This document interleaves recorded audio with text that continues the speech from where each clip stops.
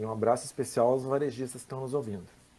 Bom, vamos falar sobre essa solicitação, sobre essa discussão, por que que o varejo está fazendo esse tipo de encaminhamento, como é que andam as tratativas e qual é qual foi o prejuízo, né, para que agora se busque essa alternativa para daqui a pouco conseguir colocar as contas em dias, né, aqueles que não conseguiram ainda. Claro. Ricardo, veja que quando começou a pandemia, em 2020, né, a Covid-19, lá por março, abril, as lojas tiveram que fechar durante 4 meses. Tinha empresas que já tinham parcelamentos de ICMS combinados com o governo e o fluxo de caixa foi quebrado totalmente, nós não vendemos nada nesse período. Depois, em 2021, ficamos mais um mês fechado, o varejo, em especial de calçados, vestuário, cosméticos, ficou fechado todo esse período, né, porque alguns outros varejos puderam ficar abertos. Mesmo quem pôde ficar aberto foi muito prejudicado, porque era um tal de abre e fecha, o fluxo de pessoas na rua era muito menor, as vendas foram praticamente metade, mesmo das pessoas, mesmo das empresas que puderam ficar abertas, porque era essencial. Então nós, agora, né, que a pandemia está terminando, nós fomos novamente, há um tempo atrás já tínhamos falado sobre isso com o governo, mas fomos recebidos pelo Arthur Lemos, da Casa Civil, né, o secretário, e nós então colocamos que nós precisamos repactuar essa dívida, né, das empresas que não puderam pagar. A gente está pedindo um parcelamento de ICMS em atraso para a atividade do comércio.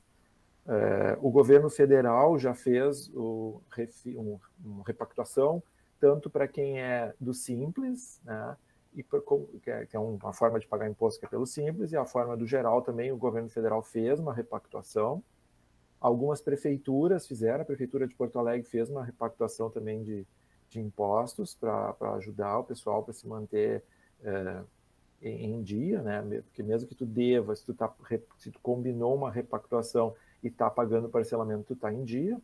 Então agora é a vez do governo do estado. Nós compreendemos que, como foi o governo do estado que solicitou que as empresas fechassem, a sociedade como um todo viu que isso era necessário, apesar de ter sido um baque muito forte para o varejo. Agora é a hora da sociedade também e o governo do estado estender a mão para essas lojas, essas empresas que não conseguiram pagar os parcelamentos atrasados, não conseguiram pagar o ICM em dia, que façam uma repactuação. Isso é uma coisa que de tempos em tempos o governo do estado faz. Nesse caso, nós temos uma condição muito especial, que foi o Covid, que diminuiu muito o faturamento, então nós acreditamos que isso vai acontecer. Nós fizemos uma visita na semana passada, eles pediram uma carta explicando exatamente o que nós pedimos, né? E então nós fomos essa semana, ontem em especial, nós fomos entregar essa carta, fomos recebidos novamente, o deputado Frederico Antunes estava junto, e conversamos mais um pouquinho sobre isso e esperamos que o governo do estado tenha sensibilidade e nos estenda a mão dessa vez. O senhor citava alguns segmentos que foram prejudicados. Esse parcelamento ele vai valer para todo mundo que não teve a condição de pagar esses valores ou vão ser para determinados segmentos? Nós pedimos em geral, mas nós acreditamos que quem mais precisa nesse momento foi quem ficou fechado, né? Mas vamos ver o que o governo vai fazer. Nós pedimos em geral. Nós mencionamos que algumas empresas em especial tiveram um problema de ficar fechado, né? Vamos ver o que vai acontecer, se eles vão chamar para negociar mais um pouco ou não. Mas acho que, em especial, as lojas que ficaram fechadas têm que ser auxiliadas pelo governo. Sérgio Galbinski, se tem um levantamento de quantas lojas estão com problemas, né, para pagar o ICMS ou quantas lojas que já conseguiram colocar as contas em dias, a gente sabe que teve abre e fecha, né, e algumas falaram, olha, agora estamos conseguindo ajeitar a casa, algumas ainda não, demoram um pouco mais, muitas infelizmente tiveram que fechar. Como é que está a situação nesse ponto agora, ainda com a pandemia, né, mas mais branda agora, já sem máscaras e com o comércio funcionando? Ricardo, nós não temos um levantamento do número de empresas e nem do volume total. Mas veja que para uma empresa, mesmo uma empresa pequena, que esteja devendo 20 mil reais e esses 20 mil reais ele não tem como pagar, para ele é um motivo de não conseguir dormir de noite. Uma empresa que era saudável até 2019, com a vinda do Covid, ela teve que parar, interromper atividades, trocar de loja, ou fechar a loja física, ficar só na virtual e demitir funcionários. Isso é muito impactante numa empresa. E tem mais, se a empresa está com dívida de ICMS ou outras dívidas de impostos, eles não conseguem se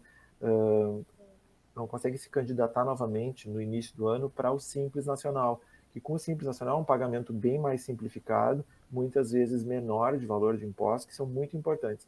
Quando a empresa sai do Simples Nacional, ela às vezes começa a pagar o dobro de impostos. Então, se ela repactuar essa dívida, ela vai estar em dia, como eu mencionei antes, e vai poder voltar ao normal. O governo do estado, a Secretaria da Fazenda teve na primeira reunião, eles dizem que não percebem muita diferença de inadimplência. Mas nós acreditamos que essa não diferença de inadimplência ocorre porque algumas empresas, durante o Covid, venderam muito mais. Lojas de material de escritório, lojas de material de construção, venderam muito bem nesse período porque as pessoas ficaram em casa e reformaram muito as casas. Além disso, o governo federal fez aquele auxílio emergencial, né? E muitas pessoas usaram aquele dinheiro nas lojas que estavam abertas. E não era loja de vestuário, calçados e cosméticos, como eu mencionei. Então, algumas lojas venderam muito bem e ficaram em dia. Mas outras, as que ficaram para trás com o ICM, está fazendo muita diferença agora. E veja que a multa, imagina que alguém tinha um financiamento antes da pandemia, em 2019, de 1 milhão. Estava repactuando ela. Aí chegou em 2020, não vendeu mais nada quando a loja fechou, por motivo que o governo do estado exigiu que ela fechasse, parou de pagar. A multa no primeiro mês de dívida é 10%. No segundo mês de dívida é mais 10% sobre o que já tinha ficado. E depois mais 1% ao mês. Isso é uma bola de neve que vai crescendo todo mês. Então, nós temos que estancar essa bola de neve. Nós gostaríamos que o governo fizesse uma repactuação tirando a multa, diminuindo o juro, e que a empresa possa, um número de vezes que a empresa possa pagar com as vendas reduzidas que nós temos hoje. Se acontecer a renegociação, a associação ela já entrega um modelo para o governo do estado em tantas vezes, o valor mínimo de tanto, ou isso vai ficar a cargo do governo apresentar uma proposta se aceitar fazer o acordo? Nós pedimos 240 meses de parcelamento. Acredito que o governo possa fazer isso, ou alguma quantidade de meses suficiente que eles considerarem necessário. Eu não sei se nós vamos sentar numa mesa e negociar o número de vezes. É provável que o governo agora venha com alguma sugestão que nós vamos avaliar, claro, e não vai ser nós da AGV que vamos dizer para o governo do estado. A gente pode pedir, a gente pode sugerir, né? Vamos ver quantas vezes vai ser. Eu acredito que eles possam fazer 240 meses. Porque veja que o melhor programa social que existe é a manutenção de emprego. E essas empresas fechadas vão ter que demitir muita gente. Nós não queremos, os varejistas sabem como operar, mas sabem como operar com a loja vendendo, né? Não com a loja fechada, como nós tivemos que fechar. E depois, mesmo quando as lojas abriram, era uma questão da bandeira amarela, bandeira vermelha, o horário reduzido. As vendas foram muito menores nesse período. Nós precisamos de ajuda do governo do estado. Presidente da Associação Gaúcha para Desenvolvimento do Varejo, presidente da AGV, Sérgio Galbinski. O senhor fala em 240 meses, aí seriam 20 anos, né? É um prazo bastante extenso. Qual é a realidade hoje? Qual é o prazo que é dado para esse acerto aí com o ICMS, além da questão dos juros, né, da multa que o senhor mencionou também, até para a gente entender a distância que está daquilo que o governo quer hoje e daquilo que a AGV está solicitando? Hoje em dia, se uma empresa tem dívida de ICM que não conseguiu pagar, ela vai até o secretário da Fazenda e repactua. Eles repactuam isso, parecem até 60 vezes, mas com o juro alto, com a multa dos 1% ao mês. É bastante, né? A multa de 2 vezes 10% mais 1% ao mês é muito alta. Não, é impossível pagar. Não tem venda que supere isso.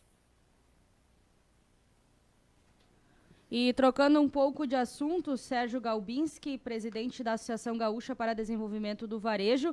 Hoje acontece um evento importante em Porto Alegre, que é realizado pelo Cindy Lojas, que é a Feira Brasileira do Varejo, e espera reunir aí negócios e tendências, esperando também um número bem expressivo de visitantes, cerca de 8 mil pessoas. De que forma a associação também participa desse evento e o senhor também vai estar por lá? Sim, eu vou agora quando terminar nossa entrevista aqui, eu vou para lá. Agora à noite tem a abertura, né, um evento de abertura.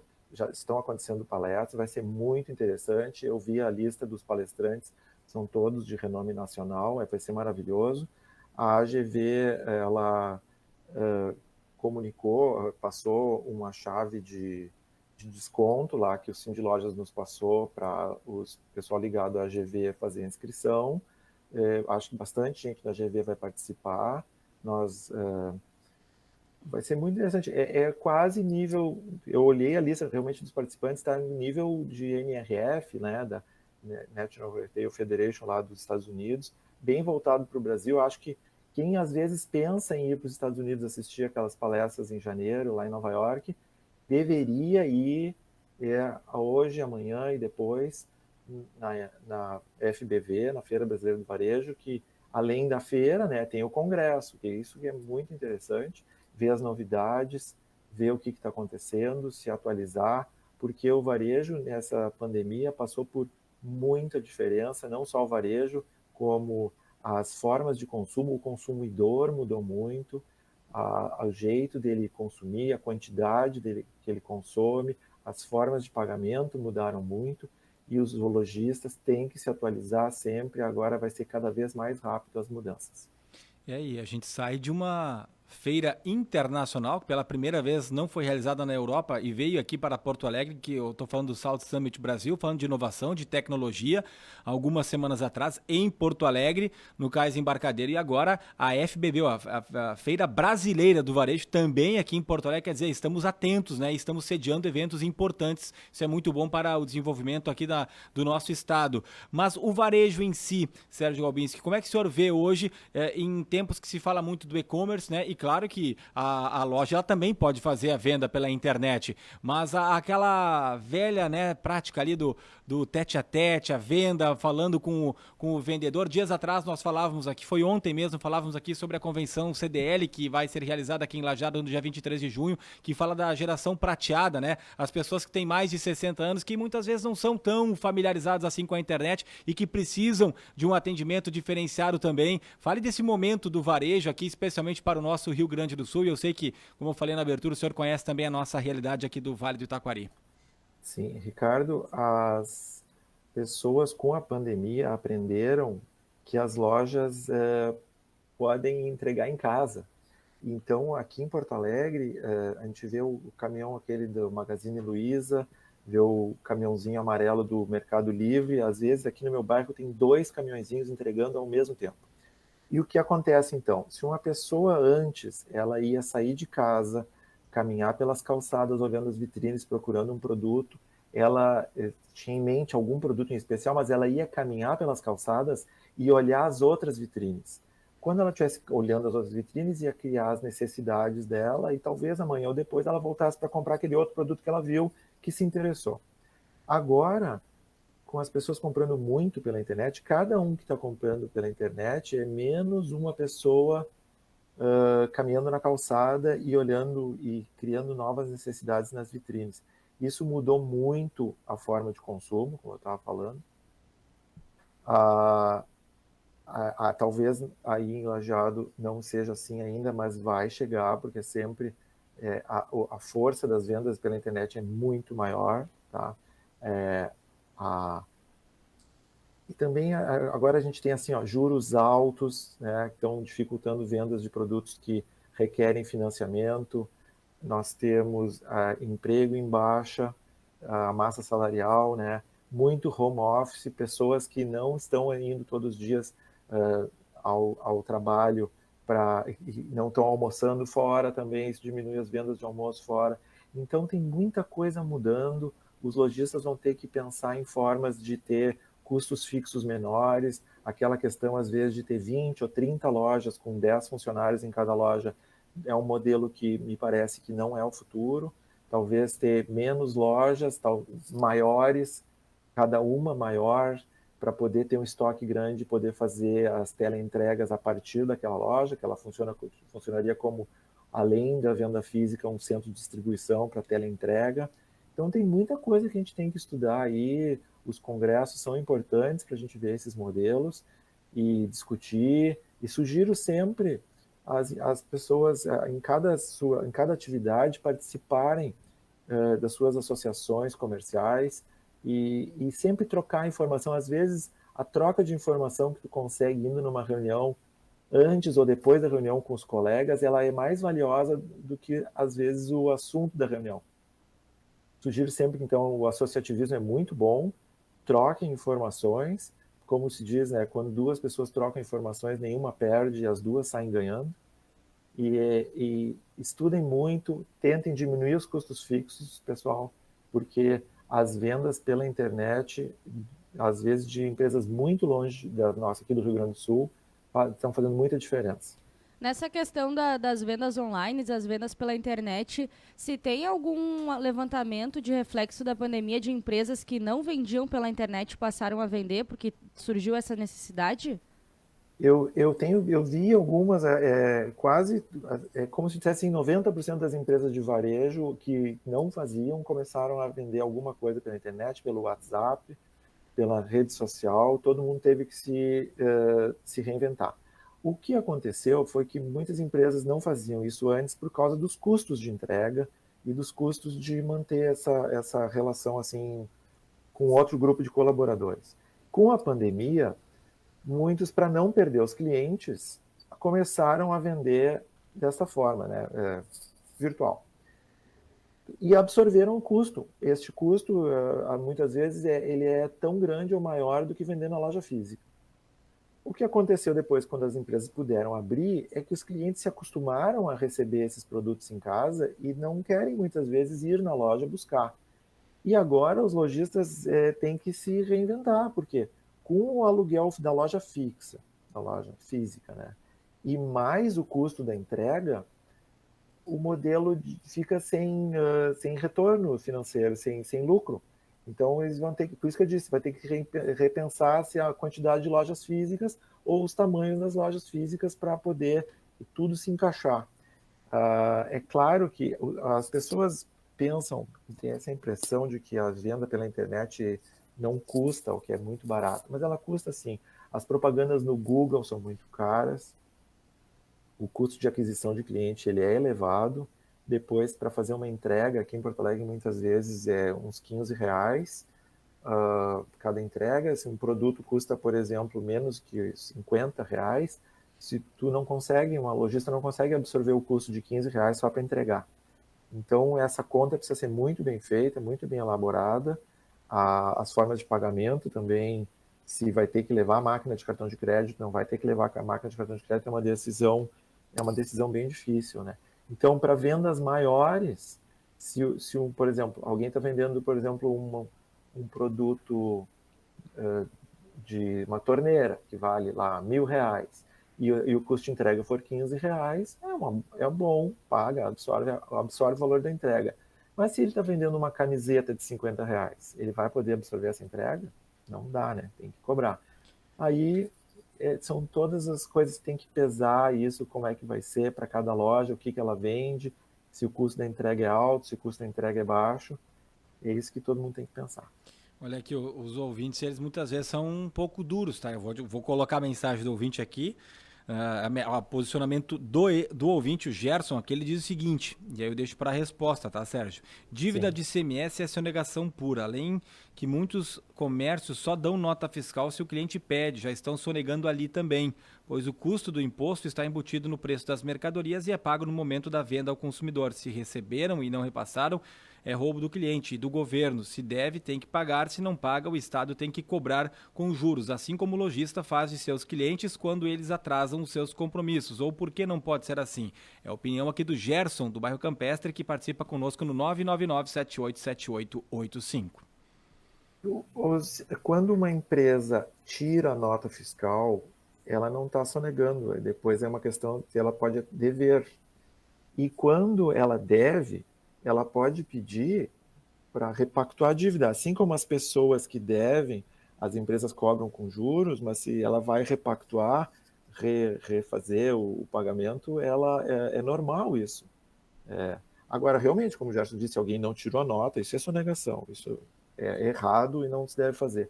Mas é normal uma pessoa pedir para repactuar. Os bancos repactuam quando alguém deve mais ou não conseguiu pagar. E tem outra coisa, quem pediu para as lojas fecharem foi o governo do estado. Se era necessário, por causa da pandemia, pode ser. Mas quem pediu para as lojas fecharem foi o governo do estado. Então, sobre a parte da sonegação, do Gerson sugeriu ali, eu acho só a segunda parte da sonegação é verdade. Se a loja não tira a nota, realmente. Mas está também na posição do cliente solicitar a nota fiscal, né? E não dá para generalizar também, né? Tem muitas lojas que já colocam ali o CPF direto, a pessoa não precisa nem pedir, ou tiram a nota direto. Tem outras que o cara tem que pedir, mas aí cada um faz a sua parte. Por sinal, eu dou essa dica aí, porque tem o programa, né, do Nota Fiscal Gaúcho, que é muito bom. Até recebi um valor aí na minha conta recentemente, porque vou colocando ali o CPF, além de concorrer a alguns prêmios. Então, é uma boa. Quem não deve, não teme, né, Sérgio? Ricardo, acho que a sonegação diminuiu muito quando o governo do estado começou a conferir as vendas com cartão de crédito. Então, hoje em dia, quase todas as vendas são com cartão de crédito. Como o governo do estado sabe quanto que as lojas vendem com cartão, as empresas de cartão de crédito têm que informar para o governo do estado, a questão da sonegação diminuiu muito. Além do que, com o Simples Nacional, o imposto realmente é bem menor do que antes.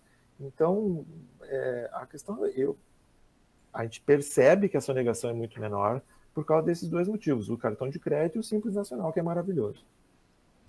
Tá certo, Sérgio. Muito obrigada por atender a Rádio Independente, pelos esclarecimentos e informações. Muito obrigado também pelo espaço. Esse é o presidente da Associação Gaúcha para Desenvolvimento do Varejo, a